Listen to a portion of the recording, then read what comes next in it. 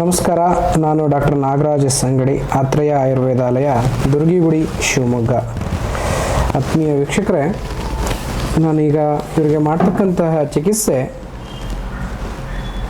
ನಾಭಿ ಚಿಕಿತ್ಸೆ ಅಥವಾ ಆಡು ಭಾಷೆಯಲ್ಲಿ ನಮ್ಮ ಏನು ಗ್ರಾಮೀಣ ಪ್ರದೇಶದಲ್ಲಿ ಇದನ್ನು ಸಾಮಾನ್ಯವಾಗಿ ಬಟ್ಟಿ ಸರಿ ಮಾಡುವಂತಹ ಚಿಕಿತ್ಸೆ, ಬಟ್ಟಿ ತಿಕ್ಕುವುದು, ಬಟ್ಟಿಯ ಒಂದು ಚಿಕಿತ್ಸಾ ಕ್ರಮ ಅಂತ ಕರೀತಾರೆ. ಆಯುರ್ವೇದದಲ್ಲಿ ಇದನ್ನು ನಾಭಿ ಚಿಕಿತ್ಸೆ ಅಂತ ಕರಿತೀವಿ. ನಾಭಿಗೆ ನಮ್ಮ ಪ್ರಾಚೀನ ವಿಜ್ಞಾನಿ ವೈದ್ಯರುಗಳು ಬಹಳ ವಿಶೇಷವಾಗಿರ್ತಕ್ಕಂಥ ಸ್ಥಾನಮಾನವನ್ನು ಕೊಟ್ಟಿದ್ದಾರೆ. ನಿಮಗೆ ಗೊತ್ತಿರ್ಬೋದು, ತಾಯಿ ತನ್ನ ಗರ್ಭ ಧರಿಸಿದಾಗ ಆ ಮಗುವಿಗೆ ಸರಿಯಾದ ಆಹಾರದ ಸಮರ್ಪಣೆಯನ್ನು ಈ ನಾಭಿಯ ಮುಖಾಂತರ ಅಂಬಿಲಿಕಲ್ ಕಾರ್ಡನ್ನು ಕನೆಕ್ಟ್ ಮಾಡೋದರ ಜೊತೆಗೆ ಮಗುವಿನೊಂದಿಗೆ ನೇರವಾಗಿರ್ತಕ್ಕಂಥ ಆಹಾರದ ಸರಬರಾಜು ಪೋಷಕಾಂಶಗಳನ್ನು ನೀಡುತ್ತೆ. ಅಂತಹ ಒಂದು ಕೇಂದ್ರದ ಭಾಗ ಈ ನಾಭಿ. ಹಾಗಾಗಿ ಆಯುರ್ವೇದದಲ್ಲಿ ಇದಕ್ಕೆ ವಿಶೇಷ ಸ್ಥಾನಮಾನವನ್ನು ನೀಡಿದ್ದು ಬಹಳ ಗಮನಿಸಬೇಕಾಗಿರ್ತಕ್ಕಂಥ ವಿಚಾರ. ಏನಪ್ಪ ನೀಡಿದ್ದಾರೆ ಅಂತಂದರೆ, ಸುಮಾರು 72,000 ಸೂಕ್ಷ್ಮ ನಾಡಿಗಳು ಈ ನಾಭಿಯಿಂದ ನಮ್ಮ ದೇಹದ ವಿವಿಧ ಭಾಗಗಳ ಸಂಪರ್ಕವನ್ನು ಇಟ್ಕೊಂಡಿದ್ದಾವೆ. ಹಾಗೆಯೇ ನೋಡಿ, ವಾತದೋಷ, ಸಮಾನ ವಾಯು, ಸಮಾನೋ ಅಂತರಗ್ನಿ ಸಮೀಪಸ್ಥಿತಾ ಅಂತ ಕರೀತಾರೆ. ಅಂದರೆ ಸಮಾನ ವಾಯು ಕೂಡ ಇದರ ಒಂದು ಜಾಗದಲ್ಲಿ ಇರುವಂಥದ್ದು. ತದನಂತರ ಈ ಕಫ ಮತ್ತು ಪಿತ್ತದೋಷಗಳು ಕೂಡ ಇಲ್ಲೇ ಇದೆ. ಈ ಕ್ಲೇದಕ ಕಫ ಅಂದರೆ ಅನ್ನಸಂಗಾದಚ್ಚ ಕ್ಲೇದನಾಥ್ ಕ್ಲೇದಕಃ ಅಂದರೆ ಈ ಎಲ್ಲ ನಾವು ಉಂಡಿರ್ತಕ್ಕಂಥ ಆಹಾರವನ್ನು ಸಮ್ಮಿಶ್ರಣಗೊಳಿಸಿ ಚೆಂದಾಗಿ ಪಚನ ಮಾಡುವಂತಹ ಜವಾಬ್ದಾರಿಯನ್ನು ಅದು ಹೊತ್ತಿದೆ. ಪಾಚಕೋ ಅಂದರೆ ಪಾಚಕ ಪಿತ್ತ, ಇನ್ನೊಂದು ಅದು ಪಿತ್ತದಲ್ಲಿ ಬರುವಂಥದ್ದು ಪಾಚಕ ಪಿತ್ತ. ಪಾಚಕ ಪಿತ್ತ ಪಕ್ವಾಶಯ ಆಮಾಶಯ ಮಧ್ಯಸ್ಥಂ ಅಂತ ಕರೀತಾರೆ. ಅಂದರೆ ಈ ಆಮಾಶಯ ಮತ್ತು ಪಕ್ವಾಶಯದ ಮಧ್ಯದಲ್ಲಿ ಇರುವಂತಹ ಜಾಗವೇ ಈ ಪಾಚಕ ಪಿತ್ತದ ಸ್ಥಾನ. ಅದು ಜೀರ್ಣಕ್ರಿಯೆಗೆ ಮತ್ತು ವಿವಿಧ ಭಾಗಗಳ ವಿಭಾಗಗಳನ್ನು ಮಾಡುವಂತಹ ಒಂದು ಕ್ರಿಯೆ ಅಲ್ಲಿ ನಡೆಯುತ್ತೆ. ಹಾಗಾಗಿ ಇವರಿಗೆ ಬಹಳ ದಿನಗಳಿಂದ ಬಹಳಷ್ಟು ತೊಂದರೆಗಳನ್ನು ಅವರು ಅನುಭವಿಸ್ತಿದ್ದಾರೆ. ಈಗ ನೇರವಾಗಿ ಅವರನ್ನು ನಾವು ಕೇಳೋಣ, ಏನೇನು ತೊಂದರೆ ಇತ್ತು ಅನ್ನೋದನ್ನು. ನೀವು ಹೇಳಿ, ನಿಮ್ಗೆ ಏನೇನು ತೊಂದರೆ ಇತ್ತು ಅನ್ನೋದನ್ನು ನೀವು. ಸರ್, ಗಾಳಿ ಊರಿಂದ ಬಂದಿದ್ದು ನೀವು? ನಾವು ಚಾಮರಾಜನಗರದಿಂದ ಸರ್ ಬಂದಿರೋ. ಓಕೆ.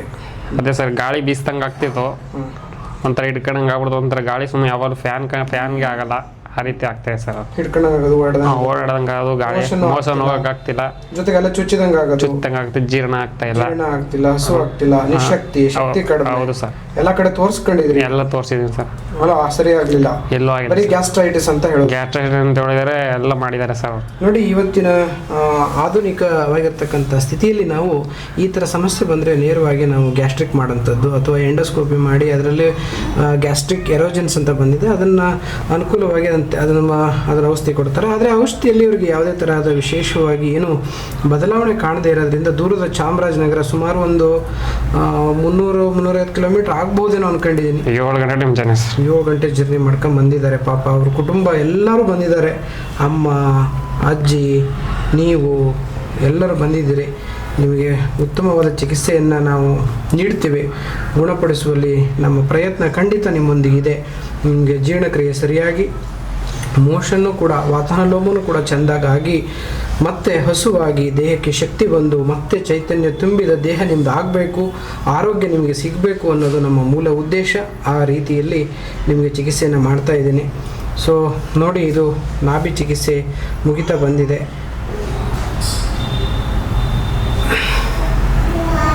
ನನ್ನ ಹೆಸರು ಡಾಕ್ಟರ್ ರಶ್ಮಿ ಅಂತ. ನಾನು ಆತ್ರೇಯ ಆಯುರ್ವೇದಾಲಯದಲ್ಲಿ ಕೆಲಸ ಮಾಡ್ತಾಯಿದ್ದೀನಿ. ಸೊ ನಾಭಿ ಅಂತ ಹೇಳುವುದು ದೇಹದ ಭಾಗಗಳನ್ನು ನಮ್ಮ ಆಚಾರ್ಯರು ವಿವರಿಸಿರೋ ಥರದಲ್ಲಿ ಒಂದು ಮುಖ್ಯವಾದ ಒಂದು ಭಾಗ. ಸೊ ಹೇಗೆ ಮಗುವಲ್ಲಿ ಹೊಟ್ಟೆಯೊಳಗೆ ಇರುವಾಗ ಅದಕ್ಕೆ ಹೇಗೆ ಪೋಷಕಾಂಶಗಳಿಗೆ ಮೇಜರ್ ಆಗಿರುವಂತಹ ಪಾರ್ಟು, ಹಾಗೆ ಕೂಡ ನಾವು ಬೆಳೆದ ಮೇಲೂ ಕೂಡ ಅಲ್ಲಿಂದ ಎಲ್ಲ ರೀತಿಯಾದಂತಹ ದೇಹಕ್ಕೆ ಎಲ್ಲ ರೀತಿಯಾದಂತಹ ನರಗಳು ಅದರ ಮೂಲಕ ಹೊರಡೋದ್ರಿಂದಾಗಿ, ಹಾಗೆ importance in digestion and metabolism. So ದೋಷಗಳಲ್ಲಿ ಹೇಳೋದಾದರೆ ಸಮಾನವಾತ, ಪಿತ್ತದಲ್ಲಿ ಹೇಳೋದಾದರೆ ಪಾಚಕ ಪಿತ್ತ, ಹಾಗೆ ಕಫದಲ್ಲಿ ಹೇಳೋದಾದರೆ ಕ್ಲೇದಕ ಕಫಗಳು ಈ ಸೈಟಲ್ಲಿ ಇರುತ್ತೆ. ಸೊ ಇದರಲ್ಲಿ ಏನೇ ಮೇಲೆ ಕೆಳಗೆ ಆದಾಗ ಪೇಷಂಟ್ಗೆ ಈ ಥರದ ಸಿಂಪ್ಟಮ್ಸ್ಗಳು ಬರುತ್ತೆ. ಆಹಾರ ಸರಿಯಾಗಿ ಜೀರ್ಣ ಆಗದೇ ಇರುವಂಥದ್ದು, ಹೊಟ್ಟೆಯಲ್ಲಿ ಗಾಳಿ ಓಡಾಡ್ದಂಗೆ ಆಗೋದು, ಮೋಷನಲ್ಲಿ ತಿಂದಿರೋ ಆಹಾರ ಹಾಗೆ ಪಾಸ್ ಆಗುವಂಥದ್ದು. ಸೊ ಇವೆಲ್ಲವೂ ಕೂಡ ಆ ದೋಷಗಳ ಏರುಪೇರನ್ನು ಸೂಚಿಸುತ್ತೆ. ಸೊ ಅದಕ್ಕೆ ಒಂದು ಚಿಕಿತ್ಸೆ ಅಂತ ಹೇಳಿದ್ರೆ ಈ ನಾಭಿ ಚಿಕಿತ್ಸೆ, ಅದನ್ನು ಇವರಿಗೆ ಈಗ ಮಾಡ್ತಾ ಇದ್ದೀವಿ.